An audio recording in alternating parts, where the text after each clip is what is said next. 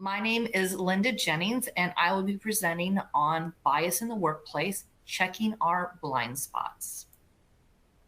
So, a little bit about me. If you've not attended one of my previous sessions, I just thought I'd share a little bit about myself. I am a seasoned occupational therapist and operations manager. I've been in this industry for 30 plus years. I'm a proud graduate of the UT Health Science Center in San Antonio, where I currently live.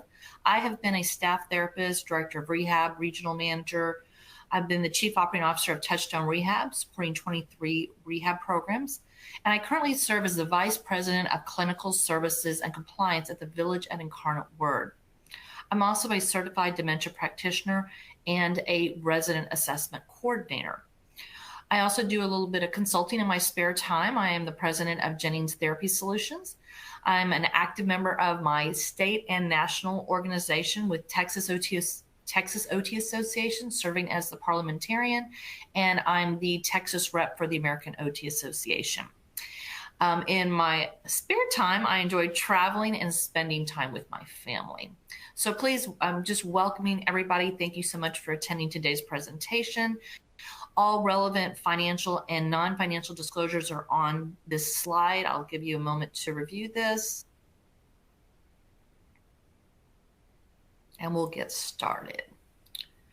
So as a healthcare professional, we are, of course, expected to maintain high levels of professionalism in our interactions with patients, clients, families, colleagues, and other healthcare team members. As you know, after all, we are considered professionals. However, do we have an unconscious bias in our day-to-day interactions with marginalized groups that we come in contact with within healthcare settings? Research shows that we all have bias, as this is how the conscious mind processes the abundance of information that is presented to us daily.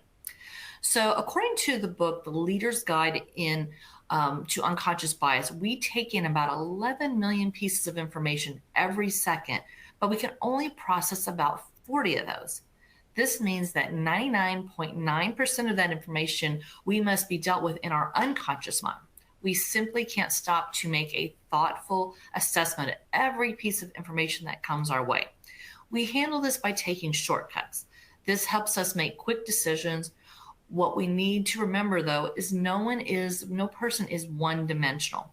Our mental shortcuts can be flawed and can directly contradict our conscious beliefs and our goals. Bias in the workplace will assist the healthcare practitioner on identifying your own bias, developing strategies to reduce potential treatment inequalities, which can impact our patient health outcomes and access to care. In addition, this course will educate the attendee on how implicit bias affects our behaviors and assist you in examining your own implicit bias in healthcare, as well as what resources are available to the practitioner. So our learning objectives are understanding the difference between implicit and explicit bias, review the types of unconscious bias, stereotypes, values, attitudes, patterns, and norms, discuss developing how to improve your cultural competency despite having implicit bias. So to understand the difference between implicit and explicit bias, we need to first start with what is bias? According to the National Institute of Health, bias consists of attitudes, behaviors, and actions that are prejudiced in favor or against one person or group compared to another. When we face an overwhelming amount of data, as I kind of mentioned previously, we are at risk for information overload. Our brains have to learn to automatically summarize that information, even with bits that might be useful. For example, as a manager, you may have to sort through numerous resumes and speed up the process based on the applicant's name, years of experience, and background, and you're making assumptions based on a little bit of information. Or perhaps you're a new employee who has small children, and your employee assumes you would not be considered for a managerial position. This brings me to my poll question number 1. Would you say in your workplace you've encountered workplace bias? Yes, no, not sure. What is workplace bias? Please take some time to answer the poll question. So 72% said yes. 18% said no, and 9% said not sure. You know, the example that I provided about an employer not considering you for a managerial position because you have a small child was actually something that happened to me fairly young in my career. I actually got asked that question, how I was going to manage such a big position with a child that was 2 years old, because they knew it. I was a staffed employee. They threw me my baby shower, and then I went to seek a higher level position and actually did not get the position. So I did feel like they made some assumptions about me. Ironically enough, that manager got let go, and I actually got the position later on. So everything happens for a reason, but I did feel like I also encountered workplace bias.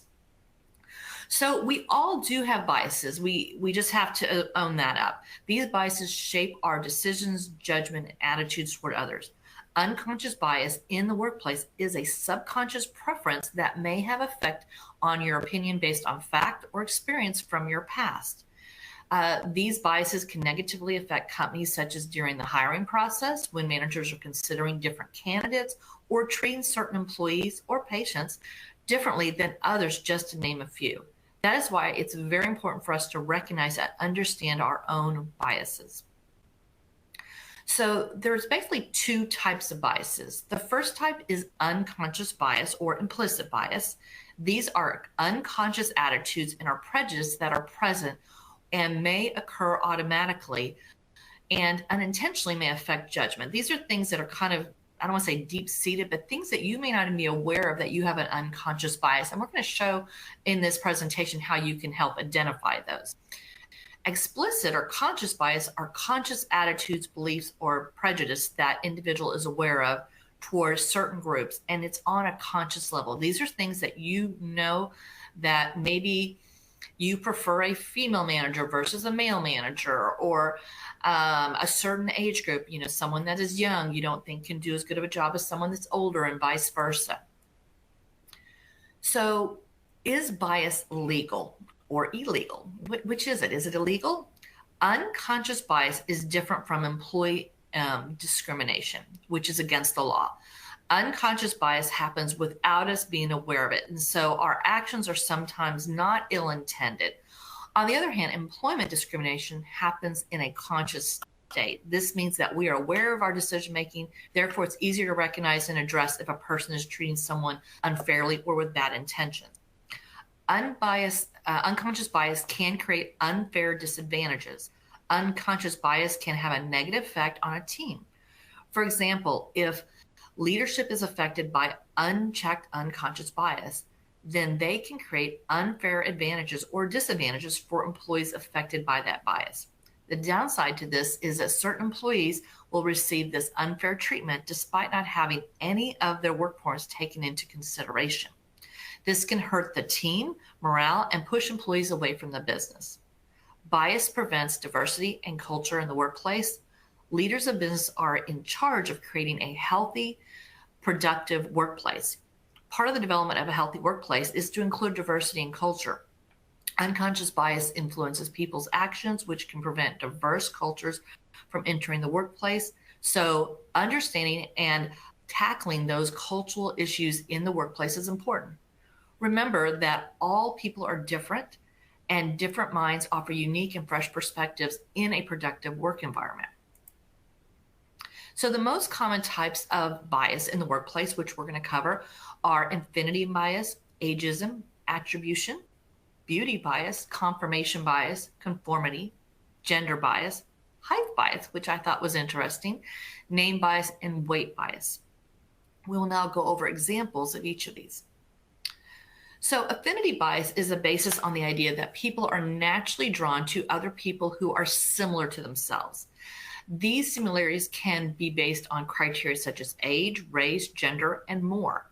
It could also be the type of person that you are as a manager. When I managed my multi-site company, I was looking for a diverse team, and I intentionally recognized this and looked for managers that were opposite of me so I could bring that diversity to the team. And I don't mean just in race, gender, and more, but even into things that maybe they brought to the table, say more creativity. I tend to be very black and white. I'm very direct. So someone with a little bit more creative a spirit added a lot of value to our team.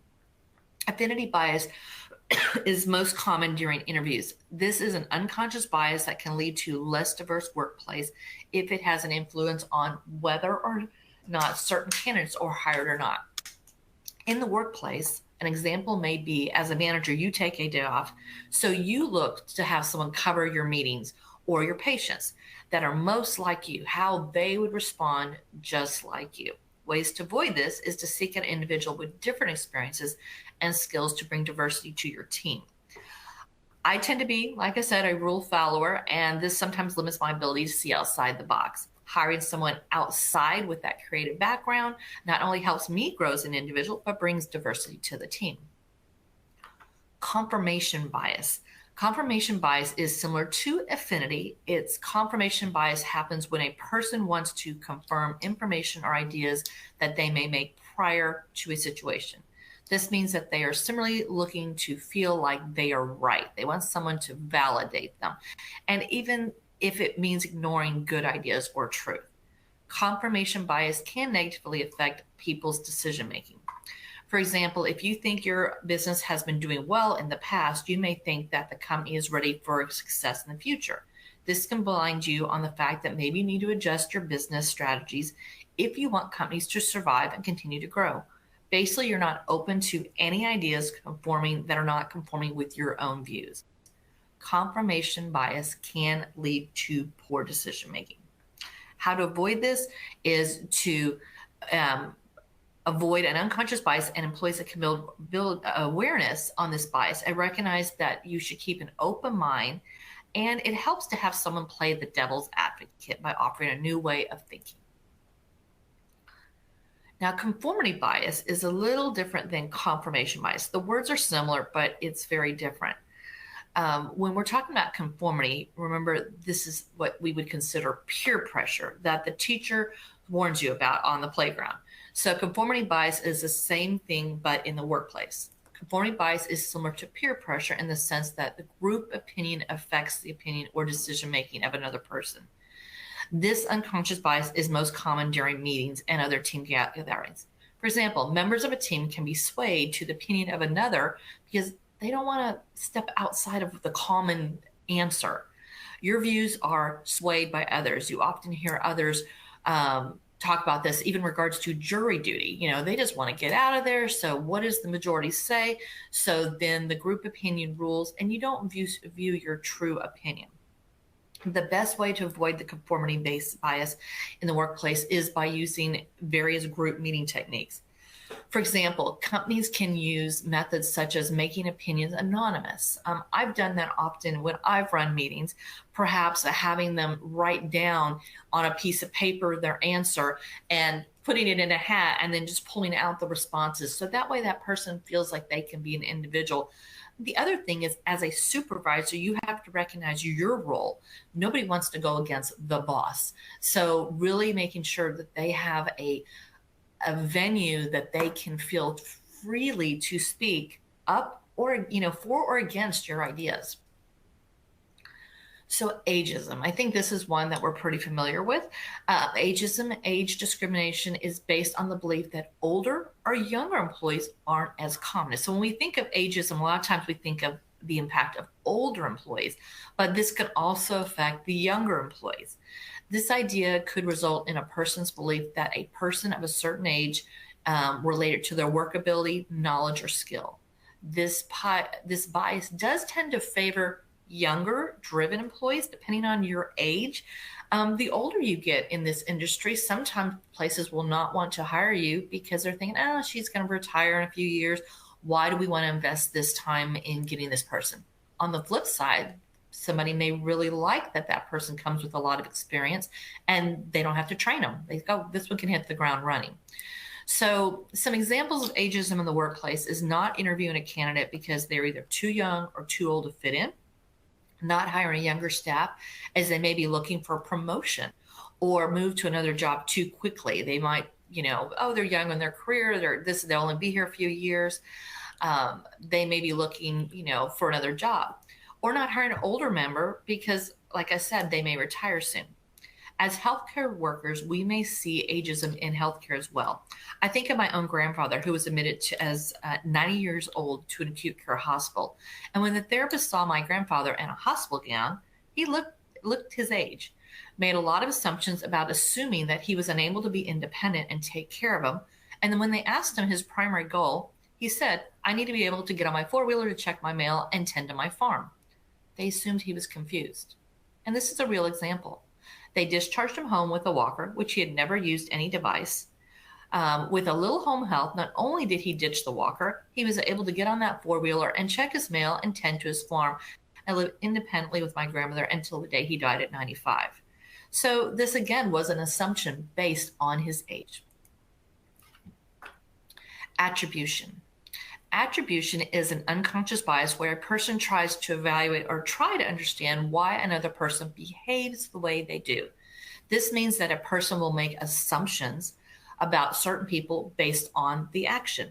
This can be toxic in a work culture in a company since it allows the employees to belittle other employees by downplaying their accomplishments or inflating their mistakes.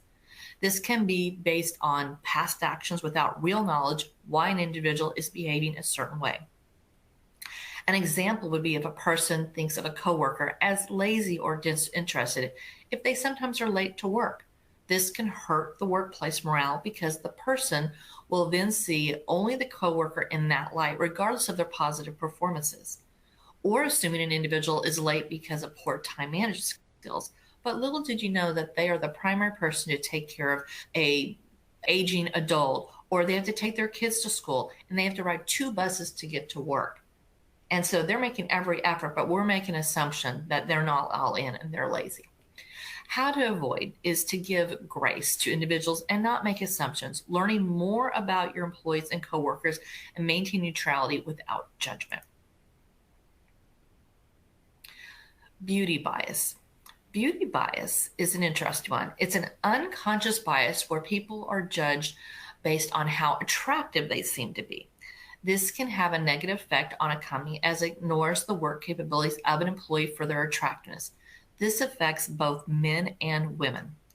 The physical attractiveness stereotype is a tendency to assume that people who are more physically attractive based on social beauty standards also possess other desirable personality traits. Research shows that those who are physically attractive and are viewed as more intelligent, competent, and socially desirable.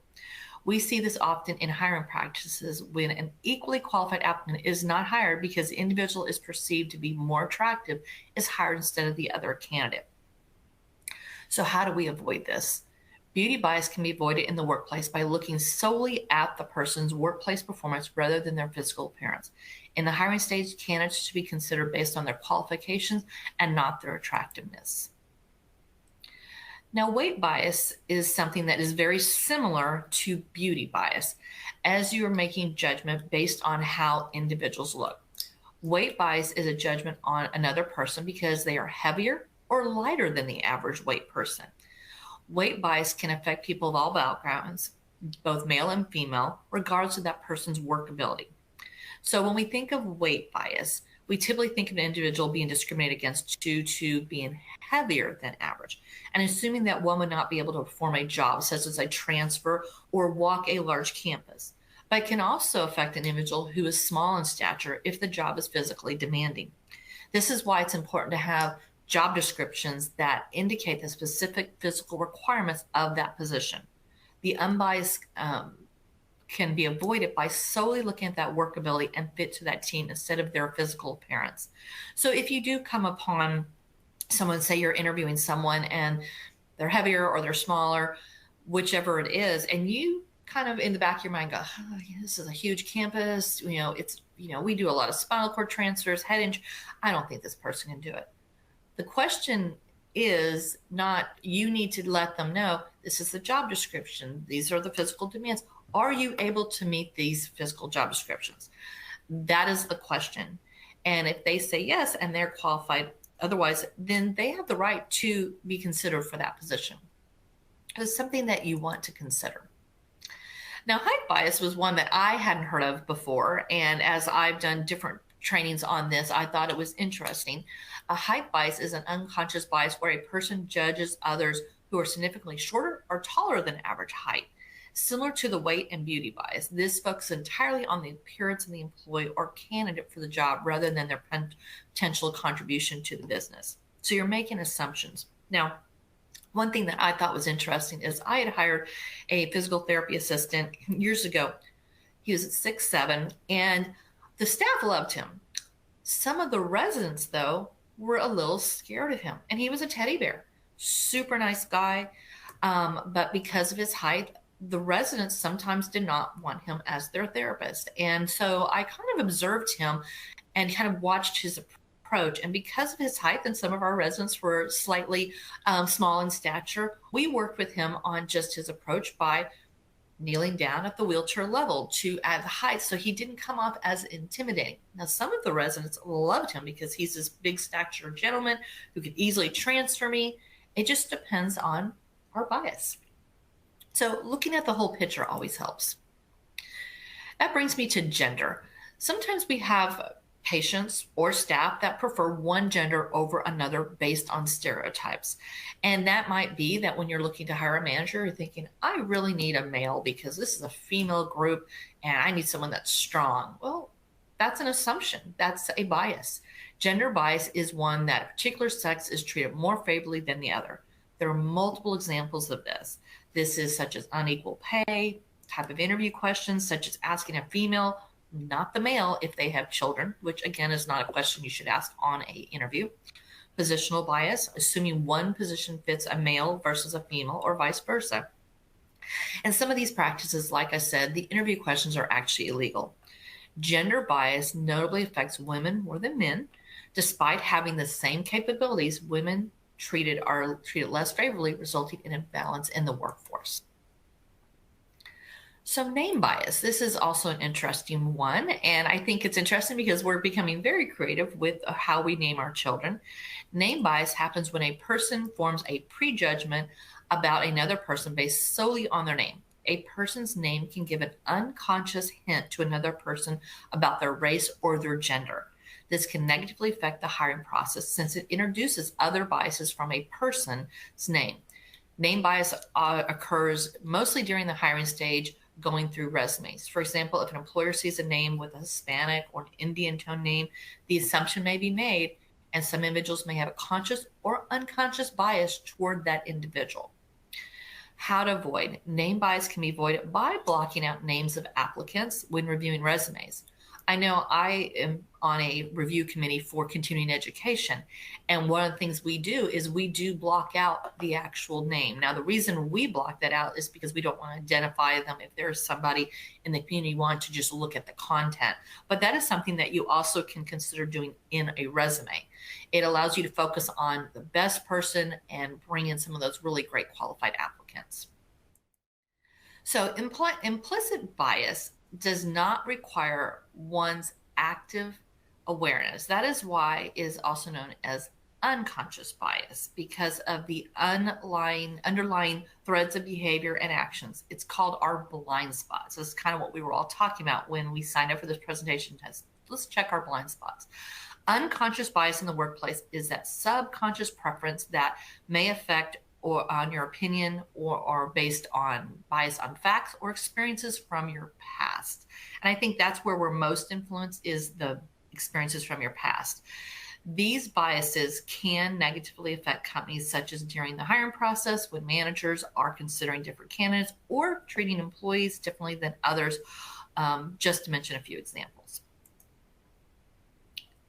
So to understand how unconscious bias occurs, you also have to need to understand what microaggressions are. You may have heard that term before, whether it's intentional or not.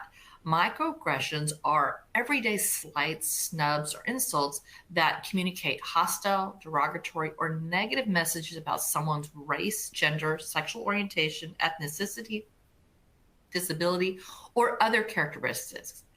Like biases, if left unchecked, These demeaning hidden messages about marginalized groups of people can harm DEI efforts, employee engagement, and productivity. Now that we've discussed bias, how is that different from stereotypes? Now that we have covered common types of biases, what is the difference between a bias and a stereotype? Bias is an opinion. It's opinion formed about someone or something based on one's own perception of that person or thing. Stereotype is our overgeneralization about a group of people based on characteristics, on shared characteristics. So when we think of a farmer, what image comes to mind? Is this the gentleman that you think of as a farmer? Or perhaps a more diverse group? If you Google images and search man, there are common images, but do they reflect the men in your household? My son and spouse do not fit any of these images. And you can go one step further and just by images, guess what this person does for a living, their competencies, their success, net worth, all based on an image. I also searched women, a little bit more diverse, but again, not exactly a melting pot. For both women and men, I do not see anyone that's really overweight. With the US obesity rate at 43%, I would see a few pictures without having to add an adjective to find that image. Now, the Equal Rights Amendment was approved in 1971 by the House and a year later by the Senate. But today, if you search for images of mechanics, you do not see a female initially until you add the adjective female. And the image is much different than the male counterpart. So here's our men. Look at them. They're working hard. And looking at our woman, she looks a little different. So just something to note. So our conscious attitudes are generally poor predictions on our actual behavior. And research supports that people who think they are unbiased demonstrate more biases than people who acknowledge that they have biases. So don't buy into the notion of color, age, gender, etc., blindness. That does more harm than good. I know a lot of people say, oh, I don't have any biases. So how can we avoid such unconscious bias? The first step is education. Understand what unconscious bias or implicit bias is. So thank you for attending today's course. Formal training with emphasis on multiple trainings, reviewing resources, which I provided several at the end of this presentation. Self-reflection, which I've done this for myself. Examine an existing processes and practices around hiring, performance management, promotion, team formation, development, and innovation.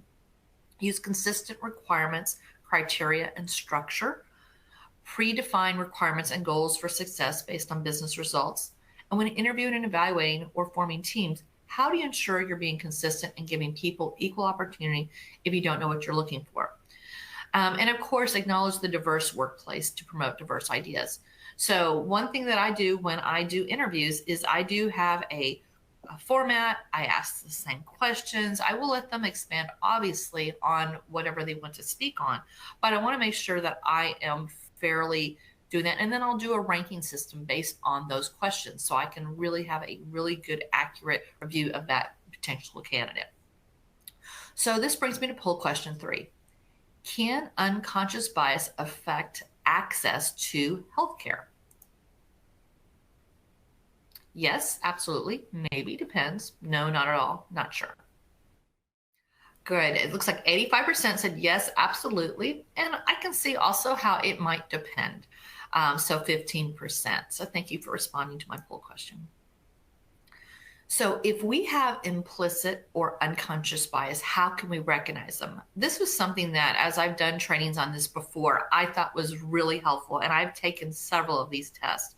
And there's a company called Project Implicit. It's a nonprofit organization who are interested in implicit social cognitive development by 3 scientists. These are things that you can go online and actually access. So to identify bias, we must know our relationship between our biases and our identities. Project Implicit is an intentional collaboration between the researchers who are interested in implicit social cognition, thoughts and feelings outside of an individual's conscious awareness and control.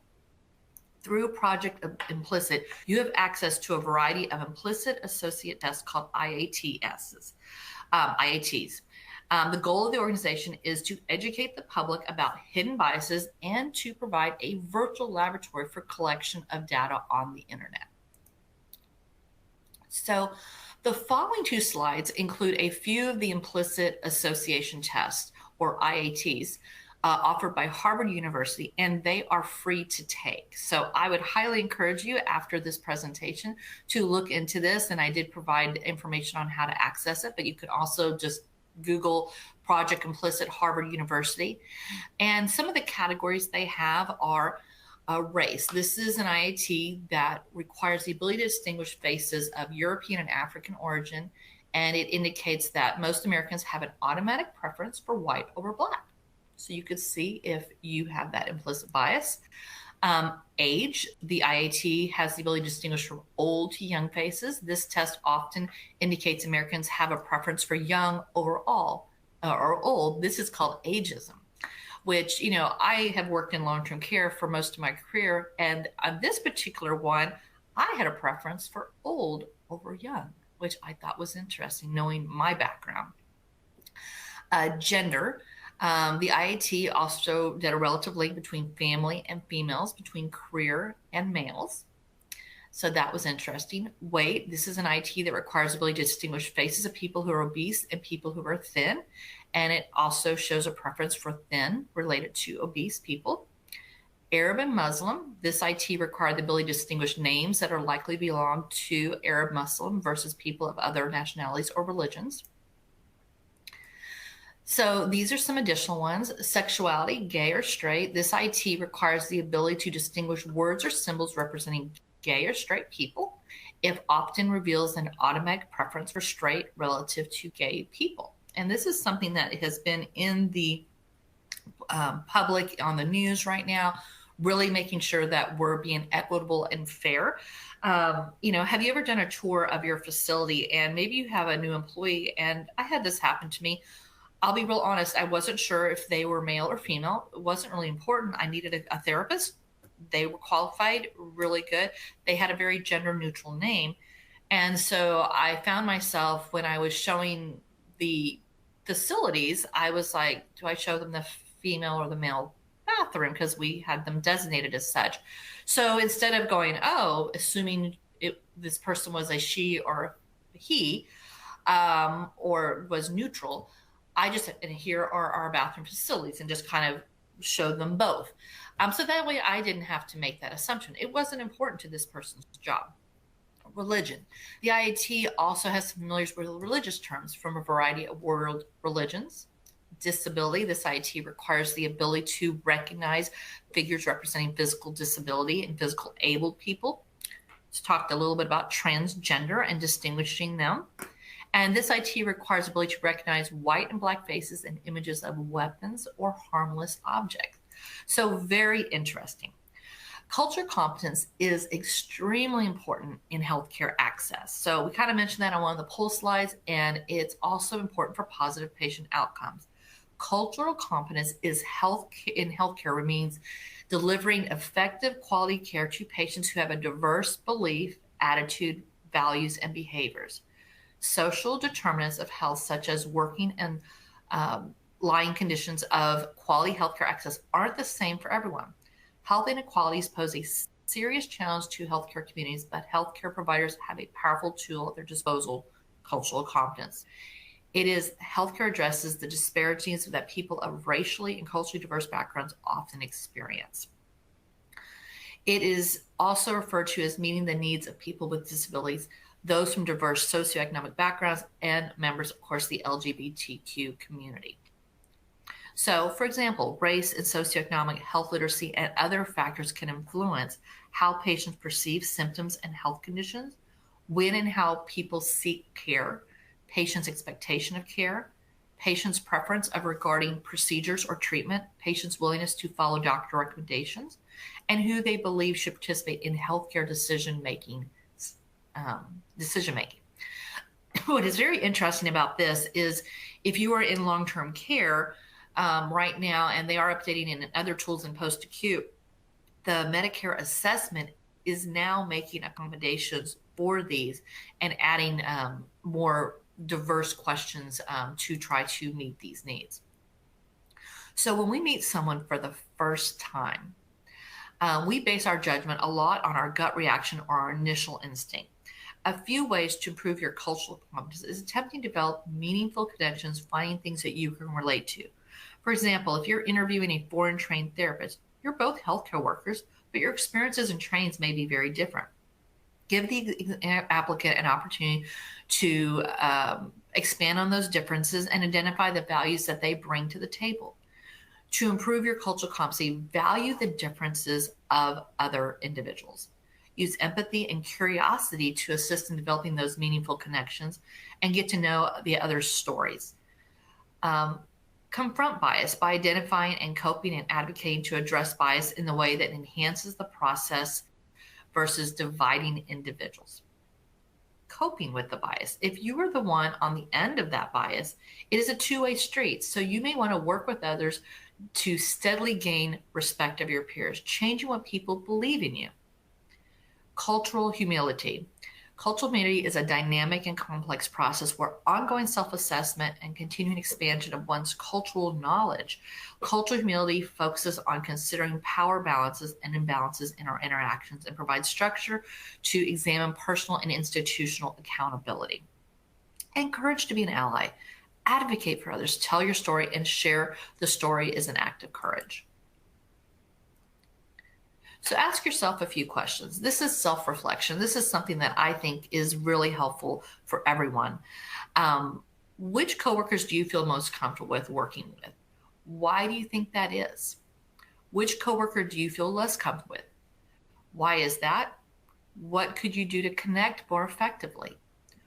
What could you do to better understand or more work effectively with your coworkers? Do you actively seek points of view different from your own? Do you fully listen to others' ideas? This is a tool that I found through ASHA, and I thought it was really good, and it goes on a lot more than this, but it talks about, I understand the impact, and this is a self-reflection of access, education, the family roles. Do you understand how the different cultures may look at these areas differently?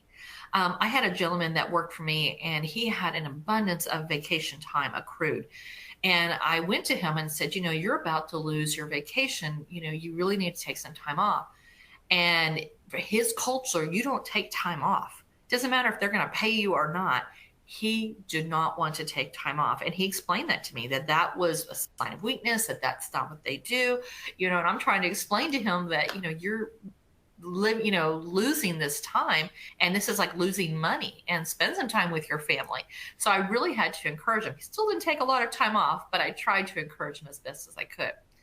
This is another thing that's interesting, is understanding social communication.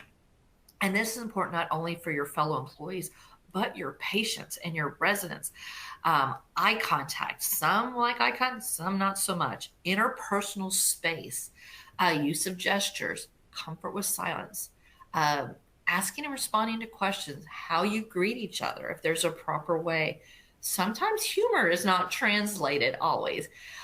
So really looking at that self-reflection and getting to know each other. Diversity.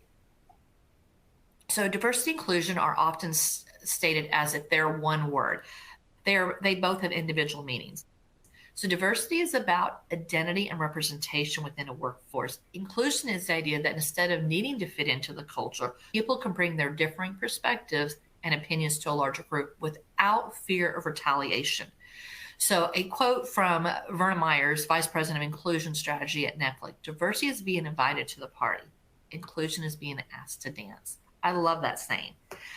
So belonging in the human need and engagement is ultimately empowerment. So the benefits of diversity is a diverse team helps promote creativity, fostering inclusion and environment. It's important to allow input from various perspectives, embraces and values different perspectives, and diverse environment promotes diverse perspectives. So this brings me to my next poll question. Have you identified any potential unconscious bias in yourself since attending this presentation? Absolutely. Not at all. Not sure. Okay, absolutely 85%. And some said not sure. So that is exactly what I was hoping that I would see, that it makes you self-reflect with this information. And I really want to encourage you to take some of those tests that Harvard University offers. I think that is something that is helpful. I know I've taken them, and it really helped me identify my unconscious bias. So, what are some of the strategies so that you might want to consider? So, what can you commit to? First of all, recognize that we all have biases. Slow down and be more observant. Doubt your objectivity. That was one thing I always really strived and prided myself on, how objective I was. And, because of that black and white rule follower. But by slowing down and being more self observant, I think it did help me improve myself. Decrease ambiguity and define success. Increase exposure to new groups and counter stereotypes. To me, that's fun. I love learning more about other cultures, other people. It's very interesting to me. Find commonalities. There's a saying, and I'm not going to say it right. We have more similarities than differences. I think I said it right. And it's true. And hold each other accountable. So based on these strategies, what is one thing that you can commit to that you will address unconscious bias in the workplace? So really look through that list and say, this is what I'm going to take back, with me. So this is another quote that I really like. Listening without bias or distraction is the greatest value you can pay another person. Dennis Watley. So I really want to thank you for attending this Lunch and Learn. I hope you learned a little bit about yourself and biases in the healthcare environment. Additional resources and references for today's presentation are found at the end of the slide deck. I will stay on for a few questions, and I just want to kind of highlight some of the references before I take any questions we might have. And the first one being that the American OT Association, they do have some information that is talking about different biases. That resource, the ASHA has one as well. There's a self-reflection activity. And let's see, I think, here's the link to the Harvard University Project Implicit that you can take the test. They're very interesting. I definitely encourage. There's the NIH Scientific Workforce Diversity Toolkit, if this is something that maybe you need to develop in your own place of employment. And I think we are right there. So I will leave that and see if we have any questions. I don't see them. Let's see.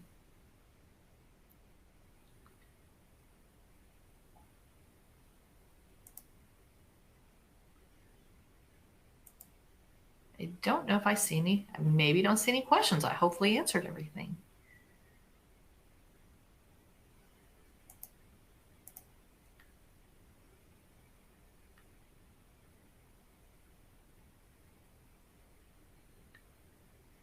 Well, I think that's a first for me. So again, thank you so much for attending today's presentation. Like I said, I hope you take back something that you can improve your practice, improve if you're a manager, how you do your interviews. And if you have any questions that you think of after, you can always contact me at linda@jenningstherapysolutions.com. And again, I appreciate your attendance at today's presentation. Thank you.